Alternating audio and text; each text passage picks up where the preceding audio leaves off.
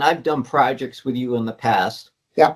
And you mentioned to me once that on a construction management way, if you're doing a very high-end space, you're looking for a special subcontractor who has a real specialty in doing that, or his work quality is better.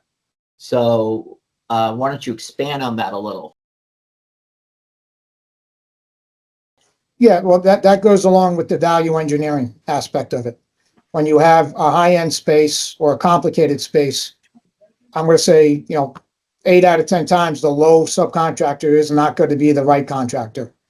You need someone who has the talent to do that work in a cost-effective way. Sometimes that person's going to be a little bit more, but the old adage of you get what you pay for is definitely applies here. You don't want to scrimp on a woodworker when your front of house is all high-end woodwork and go with the low price there. You want a person who's the best qualified to do it. And during the construction management phase, you weed that out and you get to that and you build the excitement for that subcontractor in the job. You have him take more ownership of it. You'll end up getting a very good price and a better quality. You've been retained. There's a pre-construction phase and there's a construction phase.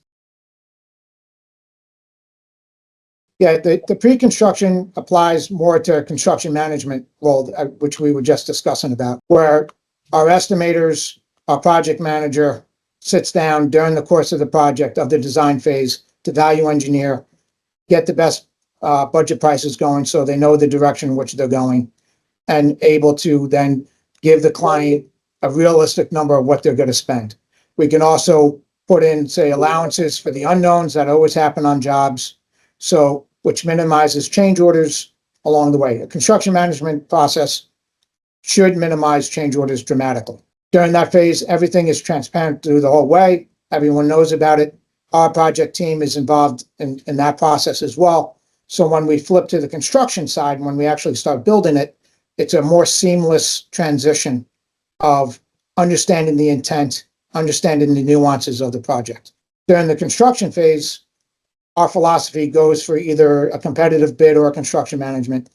We are the team player, continue to be the team player as we were in the pre-construction, but in the construction, we're still the team player where we're completely transparent on what we're doing. We solve problems right as soon as they arrive. We don't wait until, a week later for meetings or anything like that. We're monitoring the subcontractors that are invested in the project to get the best possible outcome. How long does it take to build space? Is it 2 months? Is it 3 months? Is it 4 months? What do you see today? Realistically, everyone wants it done right away, but material is always the driving factor. If you're getting material overseas, that's going to elongate the schedule. Some electrical components can elongate the schedule. Typical is, say, 15, 16 weeks. Can we always better that sometimes with creative scheduling?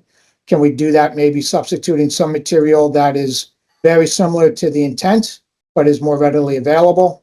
It always fluctuates. One of my questions is, brokers bring the architect in right from the beginning, then the architect brings the engineer later on, and then the contractor is brought in. When do you think is the best time you should be brought in? I'm a believer that you bring in all the team players as early as possible. More information for them is always better. And that one little nugget of information that they can give you can change a lot of things. To wait for progression. So I bring us in as early as possible. What little nuggets can you tell me that would help the tenant or the land? Let's start with the tenant. The tenant, when you're looking at your lease or whatever, look at what the after hours air is going to be in your contract. From a construction point of view, look at how much money you're going to get for freight elevators, especially on overtime. In the beginning, the demolition and loud, noisy work has to be done on overtime. How do you help landlords or private equity owners in the construction process? You're now on the landlord side. What do you do differently? Let's say you're building out 100,000 square feet of pre-builts. What do you usually do to help that landlord save money? We try to systemize the process. So if this is going to be a typical pre-built space that they're going to use on multiple floors, we as we go through the construction process and you hit a little roadblock or a little bump in the road, we come up with that solution, make sure it's well documented so that the next phase that the build out, that's incorporated in it to do it. We look at on how usability and flexibility of the space from a contractor, because all pre-builts are great, but no one just moves in as is to anything. So is there a way to make certain spaces more modular to that from a construction point of view? Okay. One last thing, you mentioned to me that in some jobs you buy all the materials for before the job even begins and you warehouse them. We were talking about supply chain issues. Are you still doing that today? It depends on the project. Some projects are phased because of logistical moves of people. So if you have if you're taking over 2 floors, but you need to stagger the construction of it, a phase 1 and a phase 2. Well, we know all the material that's going to be needed for phase 2. We'll purchase it all in phase 1 and store it. So that way we'll lessen the time on phase 2 because we're not waiting for material anymore. So it depends on the project. From your perspective, if you were hiring an architect, what would you look for? I would look for their vision, if they understand what I'm looking for. To do that. If I'm looking for plain vanilla, I want to make sure the architect's not going to design the Taj Mahal. It's a field to make sure they understand what you really need, but the client also needs to listen to them because they also know what we will need based on their conversations and their due diligence. It may not seem evident to us, but they're the ones who are trained and have the creativity for that foresight. So it's a two-way street. My job is to kind of look at the big picture and see how everything's going to lay out.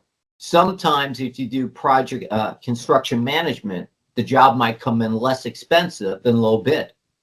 Yes, because in the construction management process, that's set on a certain material or a piece of equipment, we can order that well before the drawings are done. So a 16-week lead time starts 8 weeks earlier. Conversely, on a lump sum, a lot of owners buy a lot of equipment up front during that, and then we get assigned that equipment when we get the project. So I want to say thank you for giving us the time today. Thank you.